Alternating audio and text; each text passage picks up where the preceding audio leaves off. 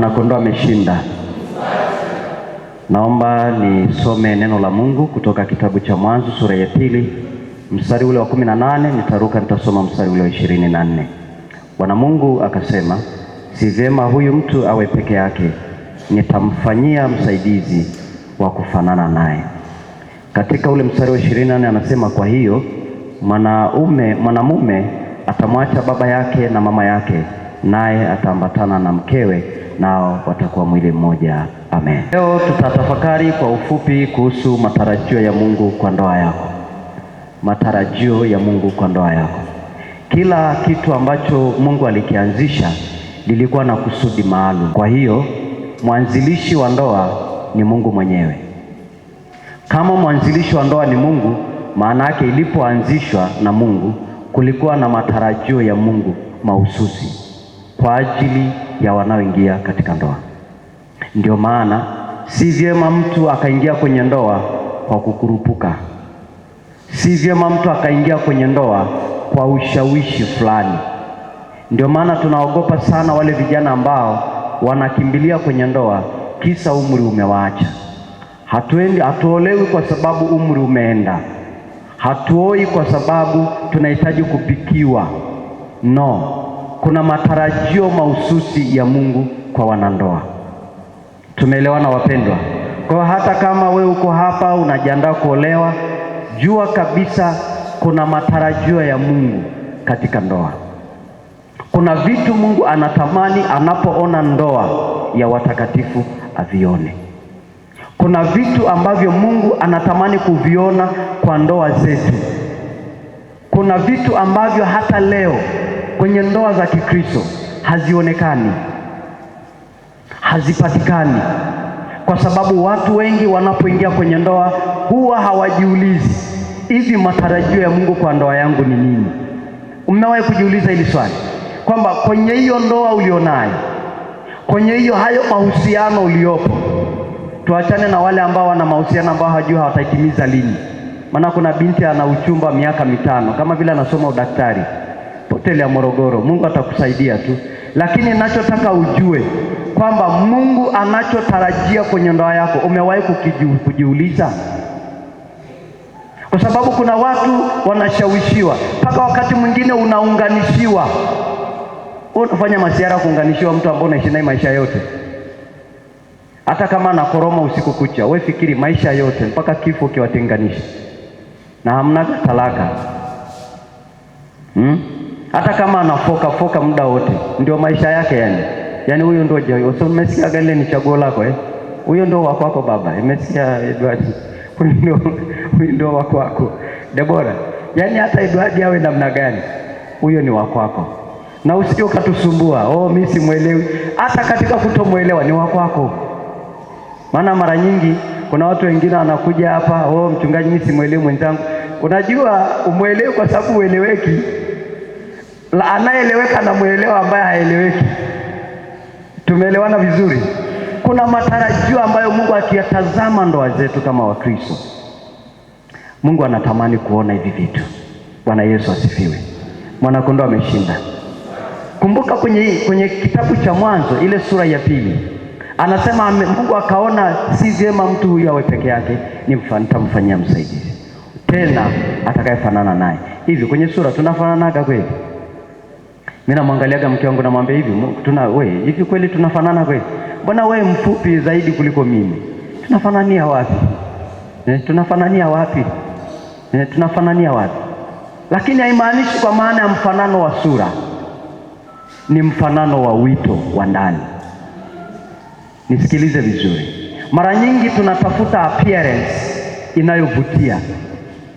Biblia inavyozungumza juu ya moyo wa Mungu, haangalii mtu, haangalii uso wa mtu, anaangalia moyo unaompendeza yeye.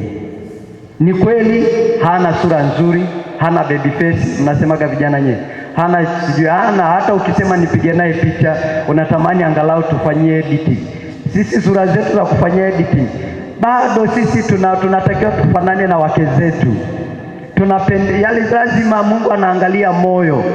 Haangalii vile ambavyo wanadamu wanavyoangalia. Bwana Yesu asifiwe. Haleluya. Hai.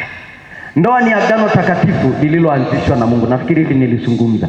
Inawakilisha uhusiano kati ya Kristo na kanisa katika Waefeso. Ndio maana Waefeso anasema siri hii ni kubwa. Paulo anazungumza kabisa. Anasema ndoa inachukua mfano wa uhusiano wa Kristo na kanisa lake. Ndivyo uhusiano ulivyo kati ya mume na mke. Ndio maana akasema, enyi wanaume wapendeni wake zenu kama naye Kristo alivyolipenda kanisa. Na wanawake nao kadhalika tiini waume zenu kama kanisa limtivyo nani? Kristo. Maana yake tunachukua nini? Ni mfano wa uhusiano wa Kristo na kanisa lake. Kwa sio kitu cha kuchukulia cha kawaida. Okay. Ndoa kama agano la Mungu. Kati ya vitu ambavyo Mungu anatamani kuona kwenye ndoa zetu, tunavyoishi kwenye ndoa, tuishi kwenye ndoa tukijua ni agano la Mungu. Sio kwamba ni makubaliano tu ya makaratasi, ni agano lisilovunjika. Ndio maana ukisoma kwenye kitabu cha Malaki, yenyewe anasema kwamba Mungu anachukia kuachana. Kati ya vitu ambavyo Mungu anachukia ni kuachana. Na ndio maana siku hizi masingo madha imekuwa ni fashion. Na bahati mbaya masingo madha hawataki tuwaseme kanisani. Kwa nini tuwaseme?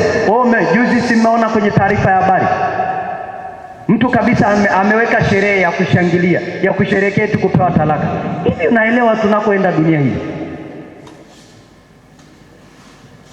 Alafu na watu wanaenda na wanashona sare na wanakula pilau na kuku na mayonnaise juu na soda na Coca-Cola, kila kitu inakusanya, eti sherehe ya kusherekea kupewa talaka. Ulimwengu umeharibika. Hata kwenye maisha tu ya Kiafrika haikuwepo hiyo ya kusherekea kuachika. Ulikuwa ukiachika ni huzuni, ni aibu.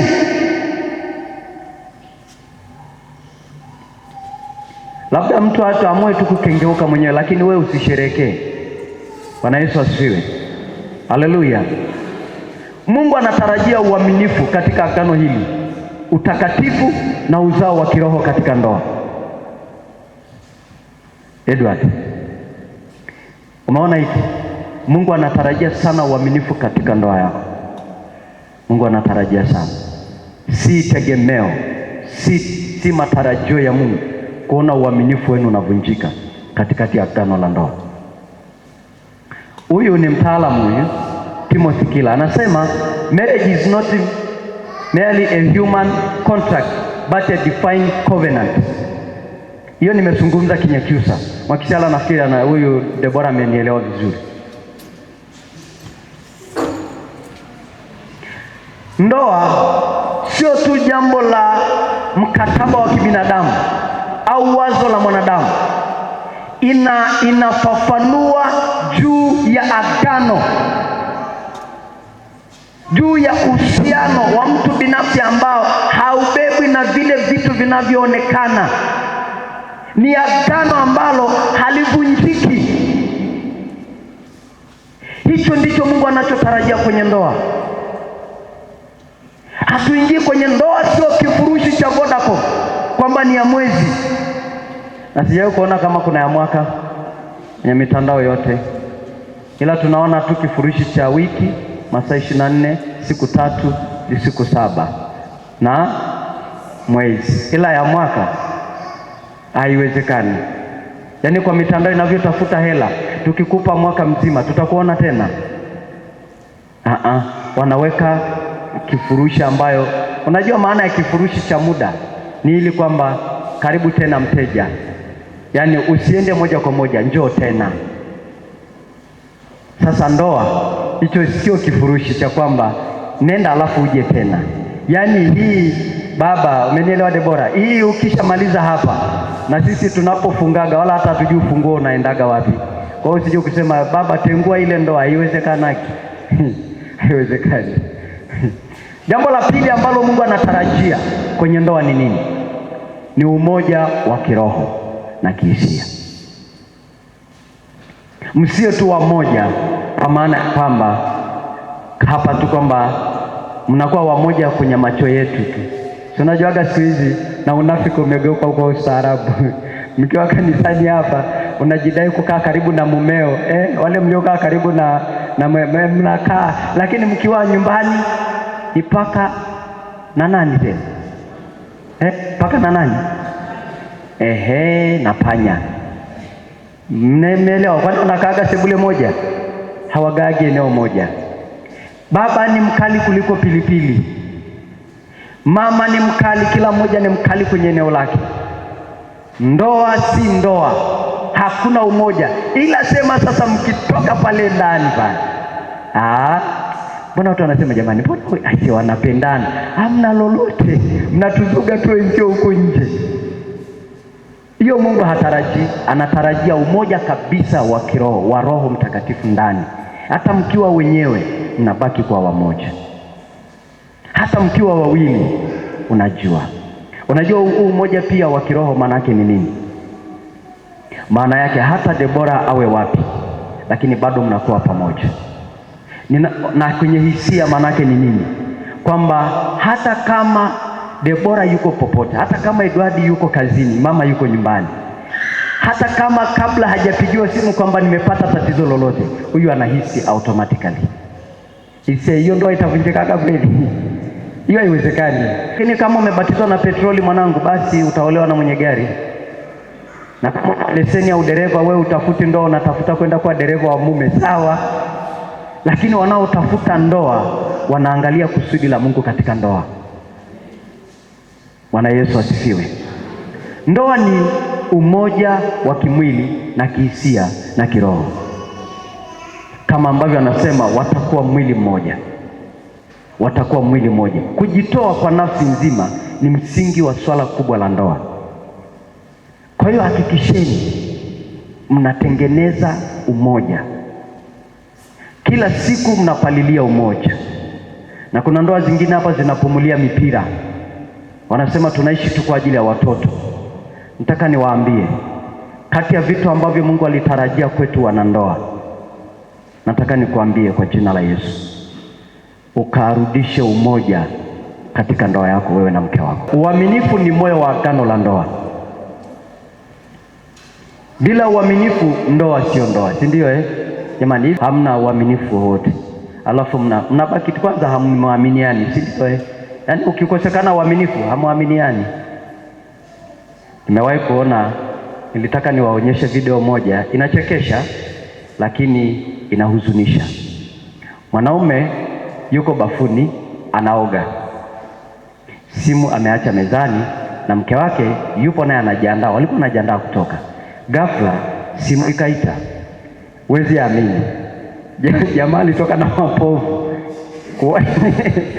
kwa hii simu yake.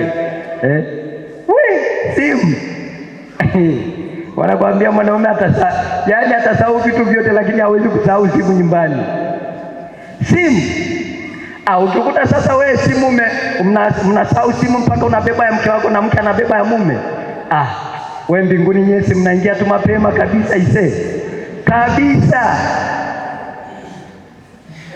Lakini pasipo uaminifu hakuna wakati mtakabiliana na mawimbi katika ndoa.